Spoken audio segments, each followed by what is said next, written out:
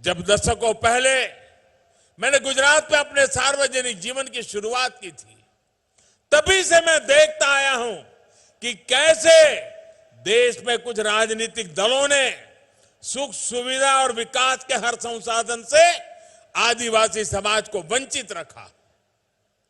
अभाव बनाए रखते हुए चुनाव के दौरान उन्हीं अभावों की पूर्ति के नाम पर बार बार वोट मांगे गए, सत्ता पाई गई, लेकिन जनजातीय समुदाय के लिए जो करना चाहिए था, जितना करना चाहिए था और जब करना चाहिए था, ये कम पड़ गए, नहीं कर पाए, असहाय छोड़ दिया समाज को। गुजरात का मुख्यमंत्री बनने के बाद मैंने वहां पर जनजातीय समाज में स्थितियों को बदलने के लिए बहुत सारे अभियान शुरू किए थे। जब देश ने मुझे 2014 में आप सब देशवासियों की सेवा का मौका दिया, तो मैंने जनजातीय समुदाय के हितों को अपनी सर्वोच्च प्राथमिकता में रखा। भाइयों और बहनों, आज सही मायने में आदिवासी समाज के हर साथी को देश के विकास में उचित हिस्सेदारी और भागीदारी दी जा रही है। और चाहे गरीबों के घर हो, शौचालय हो, मुफ्त बिजली और गैस कनेक्शन हो, स्कूल हो, सड़क हो, मुफ्त इलाज हो, ये सब कुछ जिस गति से देश के बाकी हिस्से से हो रहा है, उसी गति से आदिवासी क्षेत्रों में भी हो रहा है। बाकी देश के किसानों के बैंक खाते में अगर हजारों करोड़ रुपए सीधे पहुंच रहे हैं, तो आदिवासी क्षेत्रों के किसानों को भी उसी समय मिल रहे हैं।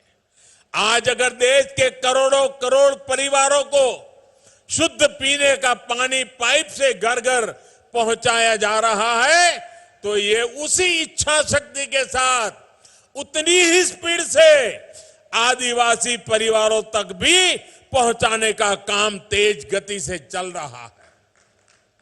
वरना इतने वर्षों तक जनजातीय क्षेत्रों की बहन बेटियों को पानी के लिए कितना परेशान होना पड़ता था, मुझसे ज्यादा आप लोग इसको भली भांति जानते हैं। मुझे खुशी है कि जल जीवन मिशन के तहत मध्य प्रदेश के ग्रामीण इलाकों में 30 लाख परिवारों को अब नल से जल मिलना शुरू हो गया है। और इसमें भी ज्यादातर हमारे आदिवासी इलाकों के ही है। साथियों, जनजातीय विकास के बारे में बात करते हुए एक बात और कही जाती थी। कहा जाता था जनजातीय क्षेत्र भौगोलिक रूप से बहुत कठिन होते हैं। कहा जाता था कि वहां सुविधाएं पहुंचाना मुश्किल होता है।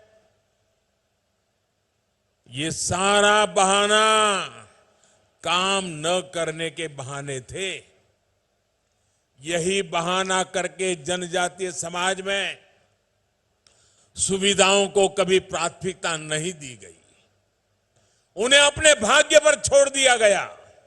साथियों, ऐसे ही राजनीति, ऐसी ही सोच के कारण आदिवासी बाहुल्य वाले जिले विकास की बुनियादी सुविधाओं से भी वंचित रह गए।